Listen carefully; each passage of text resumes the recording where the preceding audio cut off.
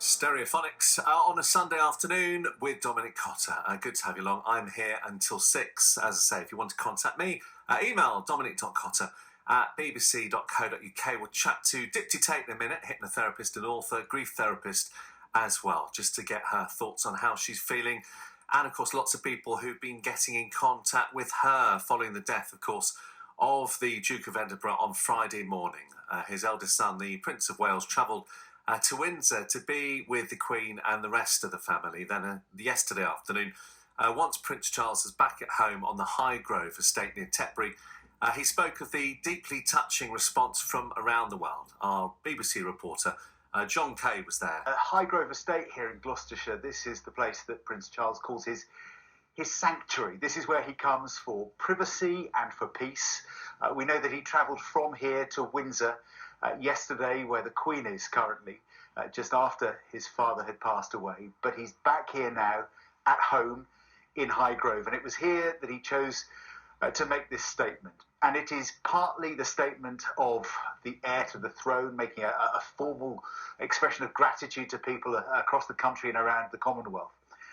But as you'll hear now, it's also a very personal statement as well. It was delivered from the heart, off the cuff, no notes, just in one take to camera. And it was a tribute to the man he described as my dear Papa. I particularly wanted to say that my father, I suppose the last 70 years, has given the most remarkable, devoted service to the Queen, to my family, and to the country, and also to the whole of the Commonwealth. And as you can imagine, my family and I miss my father enormously. He was a much-loved and appreciated figure. And apart from anything else, I can imagine, and we're so deeply touched by the number of other people here and elsewhere around the world in the Commonwealth who also, I think, share our loss and our sorrow. And my dear Papa was a very special person who, I think above all else, would have been amazed by the reaction and the touching things that have been said about him.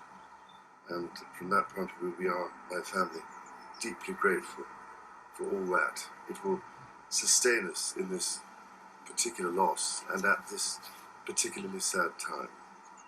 Thank you. Thank you.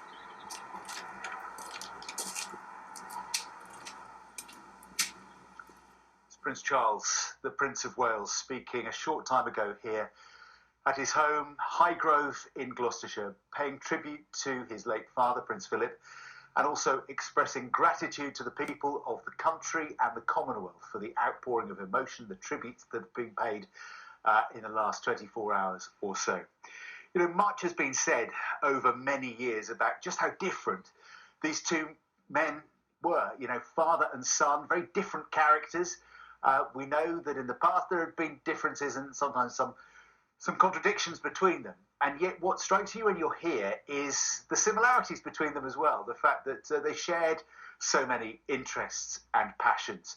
You know, this is where Prince Charles comes to enjoy farming and wildlife and conservation, even polo, which he used to play down the road. All passions which Prince Philip also enjoyed. So you get a sense of that sort of connectivity between the generations here, just as we've heard a son there talking very much in a personal capacity about the loss of his father. And that overriding sense in that statement from the Prince of Wales of gratitude to the public, and also what he described as what his father would have had the amazement about the way in which people were now paying tribute to him and speaking so fondly.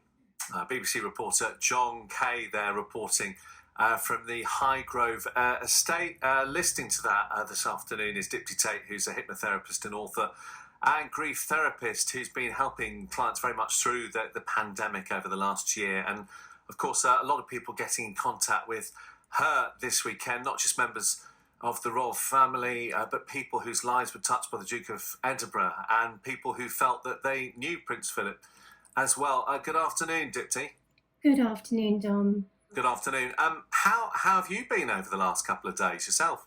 Yeah, I mean it's a tricky time, isn't it? Because we share this collective grief together, don't we? So Prince Charles has lost his father, reminds me of when I lost my father, and it's the same feelings. It doesn't really matter who you are or what you've got or what you haven't got. When you lose somebody like a figurehead like that in your life, you're going to feel that pain, aren't you? You absolutely are. A lot of people listening will as well today. And also, I think it's interesting this shared grief that you talk about as a nation. When we come together, when a public figure passes away, it's kind of a reminder of our own mortality, isn't it? It definitely is. And especially when somebody gets to such a fine age, we think, oh, wow, they're just going to keep going, and we are still surprised when people die. And, I suppose none of us really want to think about that, do we? We don't want to think about the day we're not going to be here anymore, or the day our family isn't going to be with us anymore. So it does actually trigger some feelings of fear or sadness or anxiety, I guess, in all of us, because it reminds us that we are here for a very short time in perspective. Yeah, grief very much a leveller as well at this time, and of course the Queen will be grieving right now, despite knowing that her husband, of course, had been very ill.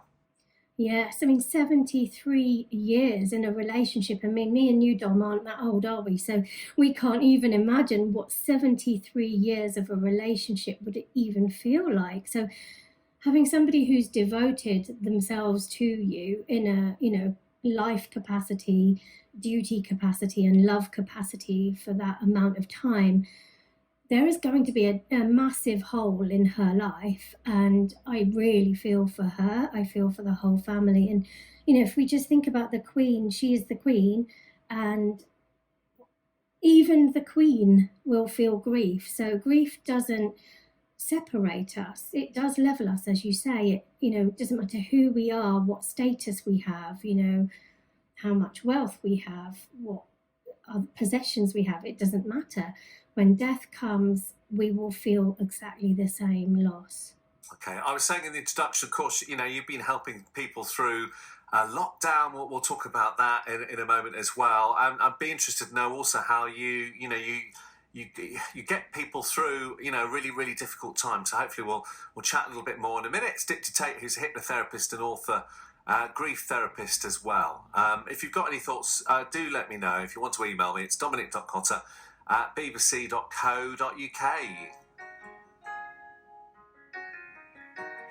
Of course, we've just been talking to Dipti Tait, hypnotherapist and author and grief therapist, about an awful lot of people who are grieving this weekend and will continue to grieve, not just members of the royal family, but people whose lives were touched by the Duke of Edinburgh and people who felt they knew him. And that's an interesting one, isn't it, Dipti, that, so many people, felt that they're close in some way to the Duke of Edinburgh. Yes, he's been part of our world, hasn't he, for a long, long time. Well, our whole lives, he has been part of our world. The royal family have been part of our world in our generation. So, of course, these are figureheads in our life. So we do feel we've got this commonality. And also we have this shared kind of understanding of them all, because we've seen them all on our screens and we've read about them all in our papers, and they're kind of like our family as British people as well, it feels.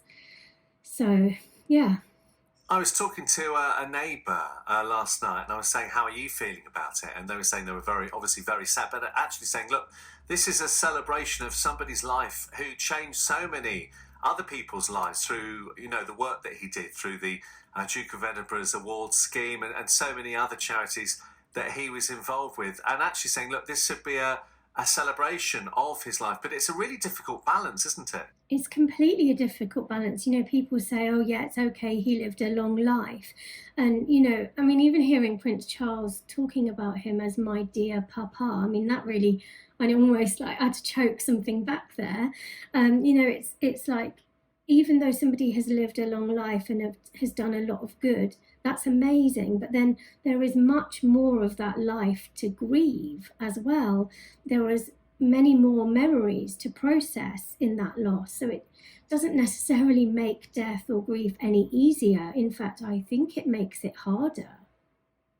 Tell us a little bit about how you, when I say got over your father's passing, I don't think we ever get over a relative or somebody else, a close friend, and their passing. But just give us an idea of how, you coped yourself and how you've been able to use that experience to help hundreds of other people all around the world now. So yeah, as you say, I don't think you ever get over grief. You just learn to live with it, and it becomes part of who you are. I describe it like a cup of coffee, and you drop a sugar lump in your cup of coffee, and that sugar lump dissolves in the coffee and sweetens the coffee, and you can't then get that sugar lump out again. So grief is a little bit like a sugar lump in your life. It becomes part of you. It dissolves into every single cell in your body, every single cell in your mind, and you learn to live with it.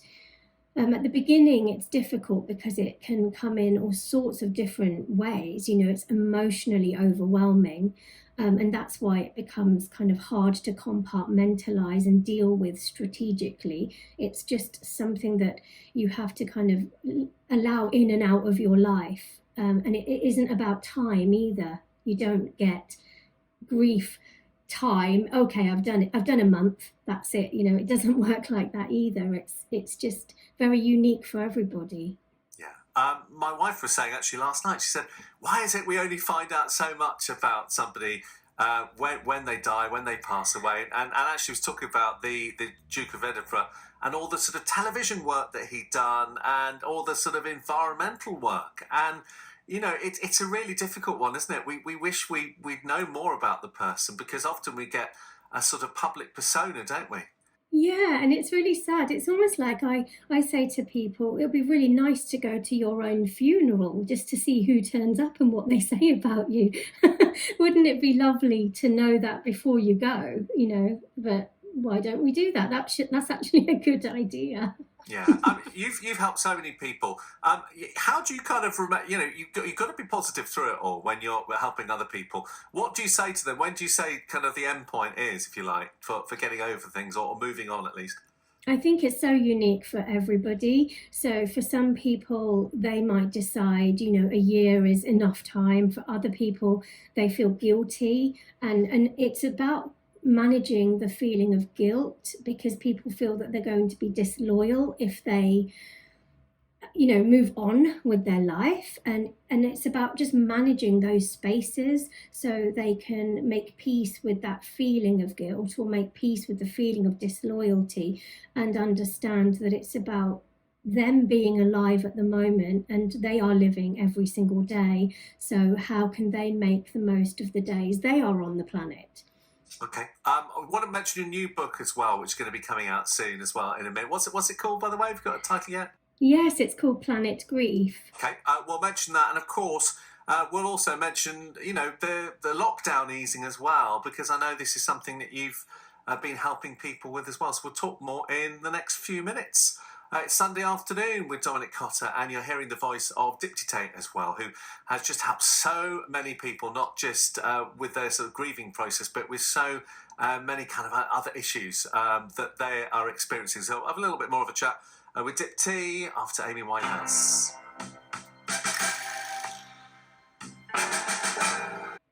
I've been talking also to Dipti Tait, who's a hypnotherapist and author, grief therapist as well, who's been helping so many people, not just obviously over the last 24 hours or so, but actually in the work that she does with so many people. It's been really, really good talking to you this afternoon. So thank you for that, Dipti. Really appreciate that. And actually just had a text in from Elaine, who says, really good to hear your programme this afternoon with Dipti, feeling reflective after the loss of Prince Philip and what the Queen and the royal family must be going through.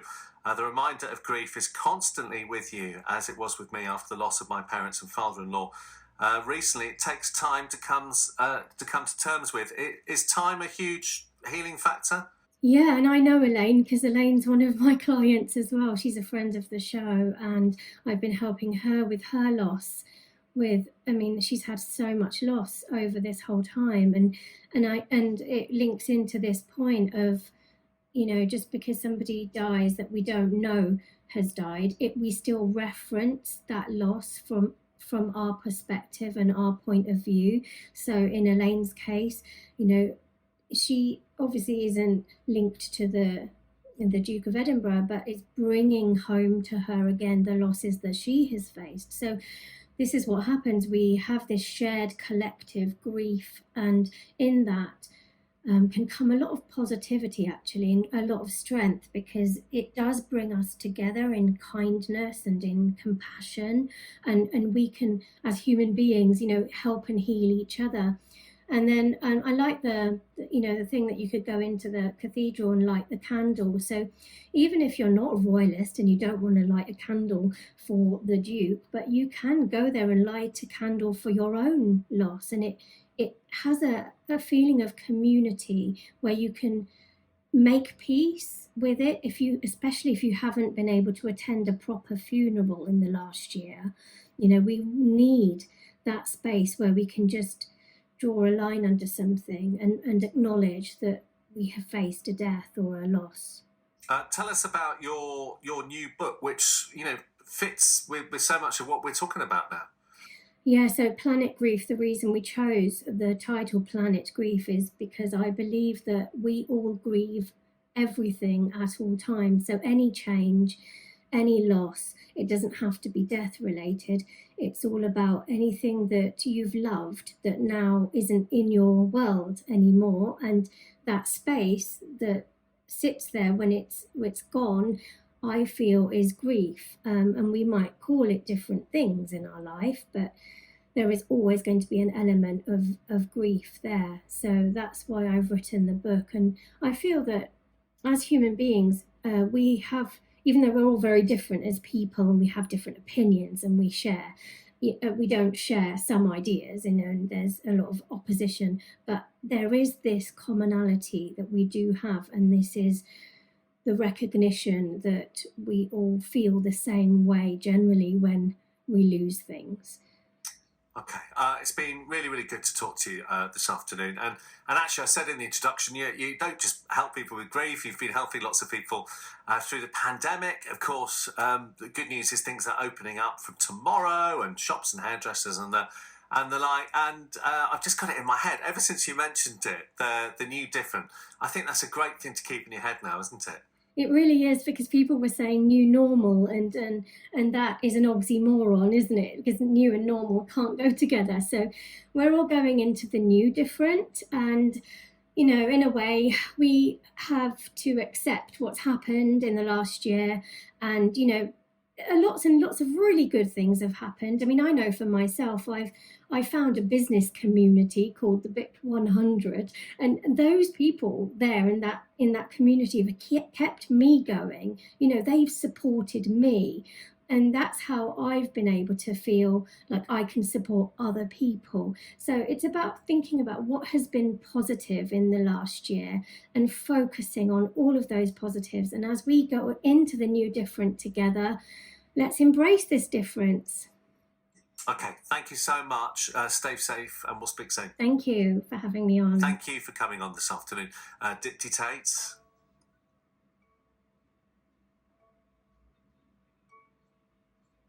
Thanks, Dom. Thank you so much. Have a good rest of your afternoon. Bye.